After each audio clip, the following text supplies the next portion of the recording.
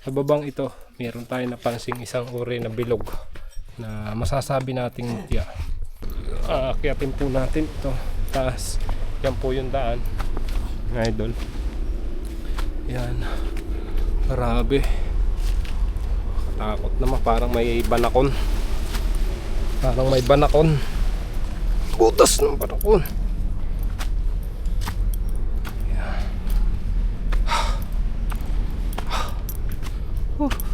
Pataas. Po tayo sa taas, idol. Pakatarik ng daan. Yan. Dito na po tayo sa bungad, ano. Bali yan, idol. Grabe. Napakataas ng bato. Pakatarik sa daan natin, pare. Diyan pa tayo. Ha?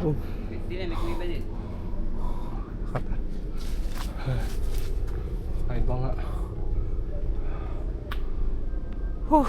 Taas. Bali doon po tayo pupunta. Saan pa yan?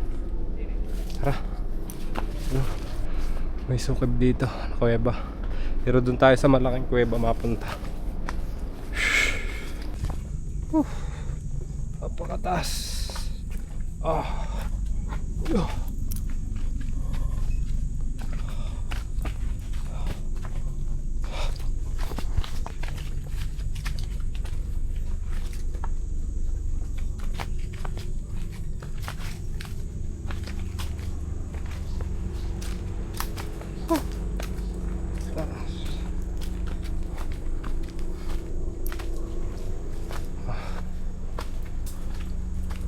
Layo.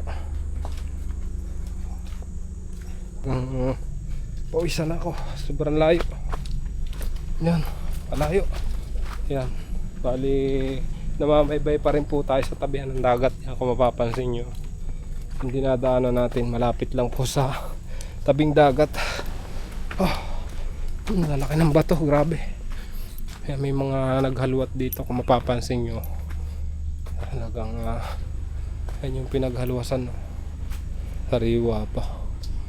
Idol, grabe. Ang laking bato. Malayo pa tayo, ha? Layo pa. Layo pa tayo sa mga kwan. Sa mga kuweba. Layo pa. Malayo pa.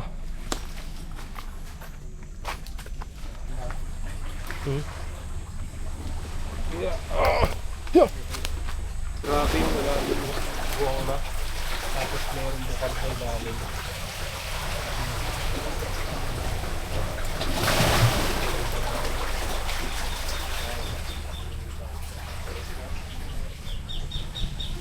Bali yan. Dito na kami. Kalagitnaan pa lang, ano. Nakalayo ng kuweba.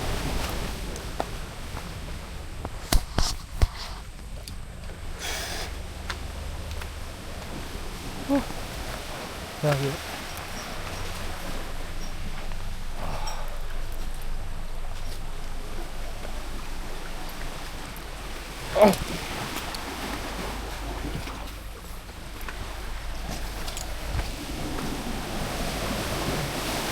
Kakaiba yung mga bato dito, parang simentado, no? Kung mapapansin nyo, parang siniminto. Good. Isan. Ang bato.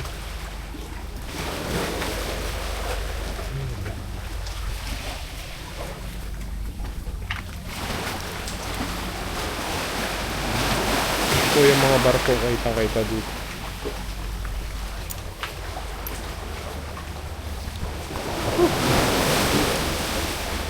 Dito pa lang sa Bukana, mga idol, oh, mayroon na agad kuweba. Yan, kung mapapansin nyo yung kuweba, maliit lang. Grabe. Doon pa tayo sa malaking kuweba. Iwala yan, mga idol. Dito na po tayo sa Bukana ng kuweba. Kung mapapansin nyo, talagang kakaiba. Kaya tabing ano lang po siya, tabing dagat. Kakaiba yung aura. Napakalinis yung aura ng kuweba. Yeah. Grabe. Yan yung kuweba. Daron ba? Daron pa. Wala Ay, hindi pa pala ito yung kuweba. Ah, si Orlando. Pinakadaan nila ako. Ilang oras pa pare. Okay na lang. Mga kalahating Dito oras ang na. kwan, tubig, ilalim. Oh, Dito nga ano. Oh, danda kayo baka kayo kwan. daan kayo. Dulas.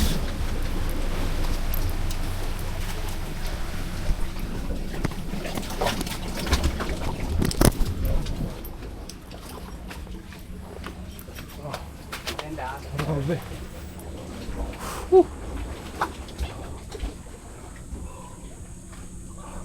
Sarap mo isip mo.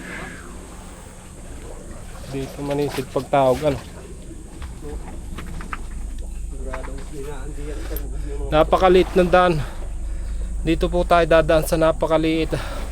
Medyo manipis yung hangin. Ay, tabing dagat siya. Napakanipis ng hangin. Ah. Whew. Ah. Napakanipis ng hangin dito mga idol. Grabe. Kalit ng daan. Talagang sikip. Pag mataba-taba ay talagang hindi kasya sa loob na daanan. Ah. Yun. Oh, grabe. Nakapagod mga idol. Tumabot kami sa tabing dagat. Doon kami dumaan sa napakasikip na butas na yun. Talaga naman. Medyo nagkakapos ang hininga ko. Napakasikip ng hangin. Grabe. Manipis ng hangin doon. Layo. Grabe yung init. Grabe. Napakalalaki ng bato dito. Madulas. Konting pagkakamali mo, madulas. Talagang may kalalagyan kapag ikaw ay nadulas dito sa lugar na to kasi malalaki yung bato, matitigas. Talagang pagka nadulas ka dito ay talagang bulubog ang ulo mo.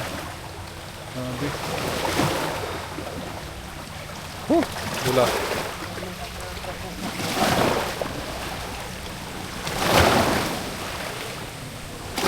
So yan, nandito na po tayo mga idol sa isang kuweba sa Suki, Calapan City. Ano ho, yan. Papasukin po natin yung loob ng kuweba. Yung sa mga kwento, kaya kakaiba yung nararamdaman kapag pumasok dito. Yan, napakadelikadong lugar daw po nito. Kaya bihira po yung pumapasok dito ng mga tao. Yan. Baka ano, kung mapapansin nyo, medyo kawang na po yung mga bato. Konting lindol na lang, babagsak na po talaga siya dyan sa baba na yan. Kaya kakatakot na baka biglang bumagsak o gumuho itong kuwebang ito. Kaya sa mga pumapasok sa mga loob ng kuweba, no, ingat-ingat lang po tayo mga idol kasi talagang napakadelikado ng ganito. Kasi ito'y kalikasan. Pag talagang nagalit ang kalikasan, may posibilidad na biglang gumuho ang kuweba. Dito sa bukan, mayroon pang mga butas-butas, ano. Pakadilim. Ayan.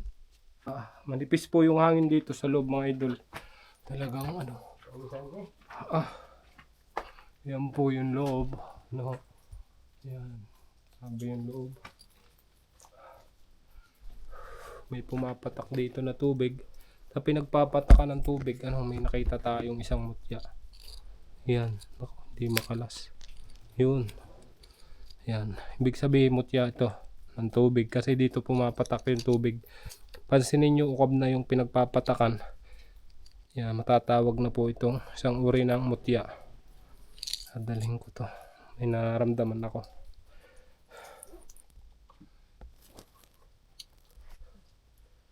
Magandang tagusan mo. Talagang lumusot na siya, oh. Ito, ano, kahoy, baging. Pwede po tayong uminom ditong kaunti. Kasi napakalinis yan tubig na yan. Sasahod tayo sa ating bibig.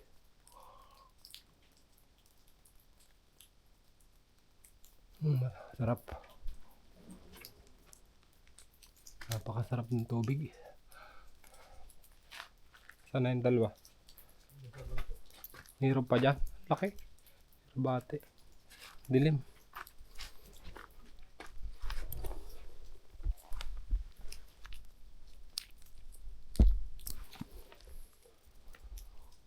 Napakaluog dito sa loob. Saan na kayo? Tayo niyo ako. Nahirap lang ng daan. May tubig dito kaunti ano. Tapos madaming paniki mga idol.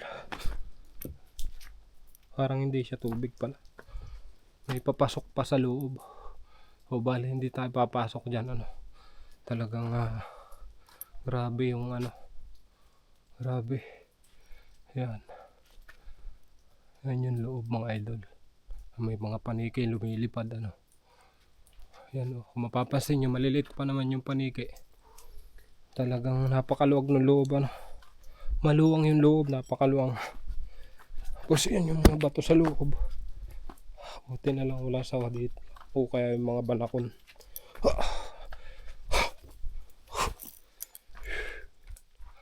Ang taas pa ng ibabaw. Grabe. Yan. Ano ka rin? Ano? Ano? Ano yung nagpila? Kakaiba. Ano? Altar. Altar ano. So bali yan mga idol. May nakita tayong isang uri ng mutya dito. Dahil nga yan, nanggagaling dyan yung tubig. Yan kung mapapansin nyo.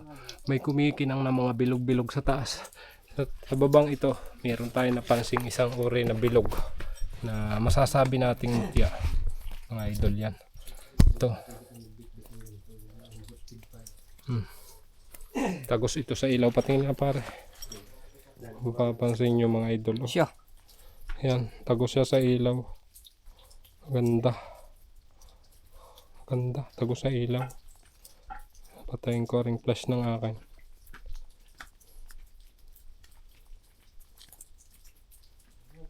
Tagos. Oh. Ganda.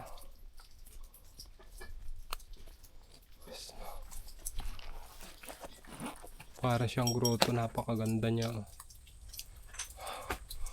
Dami pumapatak na tubig dito. Ayan yung mga nakukuha na magandang tubig. Ano. May benepisyo. Kakakuha tayo para dyan sa gamot yan. Kapanggamot ditong ganitong uri na tubig na nagmula sa bato sa loob ng kuweba. Kasi malinis yan. Yan. Parang grotto mga idol yung pinapatakan ng tubig dito. Yeah, putik. So yan kung mapapansin nyo mga idol. Para siyang bahay ng lulumbo. Napakaganda. Ganda. Pira bate. Napakaganda. Paganda ng pagkabato. Kasi yan yung mga tubig na naging bato na. Minerals. Yan. Mineral. Ayan. Loob niya. Ayan, nakalabas na po kami mga idol sa loob ng kuweba. Ano? Kapagod. Pawis na pawis. Kung mapapansin nyo, basang basa tayo ng pawis. Talagang napakahirap ng hangin sa loob. At talagang napakalawak pala ng loob nun. Napakaganda. Ayan, maraming salamat po mga idol. Panonood. God bless po.